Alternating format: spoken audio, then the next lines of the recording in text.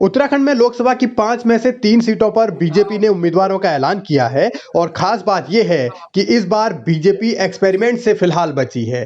3 सीटों पर 2 सांसद ऐसे हैं जिनको तीसरी बार टिकट मिला है, जबकि एक अजय भट्ट ऐसे हैं जिनको दूसरी बार टिकट मिला है। और टिकट मिलने के बाद अब ये आभार जताने और धन्यवाद करने का खेल भी चल रहा है। लेकिन अब संकट है हरिद्वार लोकसभा सीट पर, जहां रमेश पोखरियाल निशंक को टिकट मिलेगा या नहीं मिलेगा, इसे लेकर सवाल बरकरार हैं, सस्पेंस बना हुआ है और चुनौती निशंक के सामने यह है कि क्या वो अपना टिकट बचा पाएंगे। दूसरी ओर त्रिवेंद्र रावत कॉन्फिडेंट हैं, उन्हें भरोसा है कि भारतीय जनता पार्टी की ओर से उन्हें टिकट मिलने वाला है।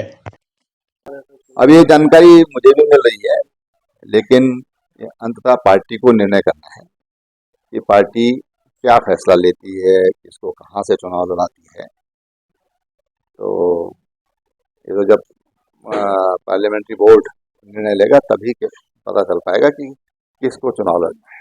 क्या त्रिवेंद्र जी तैयार है सर? क्योंकि आपका सैनिक तो सैनिक होता है, वो अपना जूता, पैंट, हैट और क्या बोलते हैं उसको, आजकल तो रक्षा कवच भी लगता है, क्या बोलते हैं उसको, बुलेट प्रूफ, वो पहन के तैयार रहता है।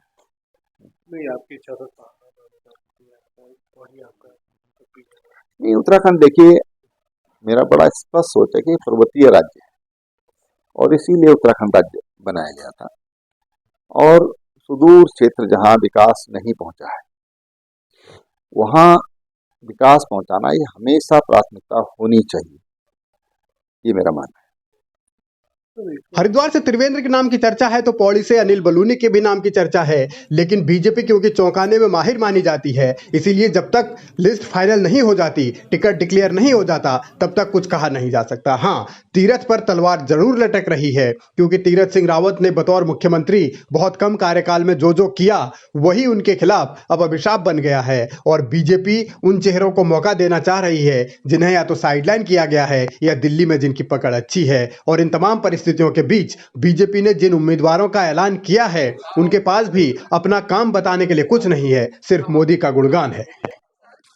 हमारे सभी लोग जिन्होंने हमेशा हमारे परिवार को इतना साथ तक भरोसा किए हैं, आप सभी को मैं सभी को बहुत बहुत धन्यवाद देना चाहती हूँ। बद्रीनाथ केदारनाथ जी के आशीर्वाद से इस बार भी मुझ पर भरोसा हुआ, हमारे सीनियर लोग ने भरोसा किया, बहुत अच्छा लगा।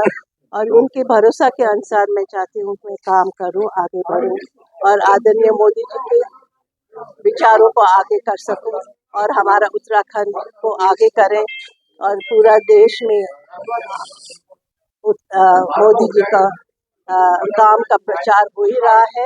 10 साल तक रानी का कार्यकाल देखने के बाद क्या टिहरी लोकसभा क्षेत्र की जनता इस बार भी उन्हें ही चुनेगी, ये बड़ा सवाल है। दूसरी ओर तीरथ के टिकट पर लटकती तलवार उनके सियासी भविष्य को भी अधर में लटका रही है। लेकिन एक बड़ा झटका रेखा आर्या को लगा है। उम्मीद थी कि उन्हें इस बार दिल्ली जाने का मौका मिलेगा, लेकिन बीजेपी हाईकमान ने फिर से अजय टम्टा पर ही भरोसा जताया, यानी रेखा आर्या अजय टम्टा की काट ढूंढ नहीं पाई। सुबोध उनियाल भी टिहरी से लड़ना चाहते थे, लेकिन उनकी उम्मीदों पर भी कुठाराघात हुआ है। अब बड़ा सवाल है कि बीजेपी के भीतर कोई आवाज उठेगी या फिर सब खामोश ही रहेंगे। आंतरिक लोकतंत्र क्या बीजेपी में पूरी तरह खत्म हो गया है?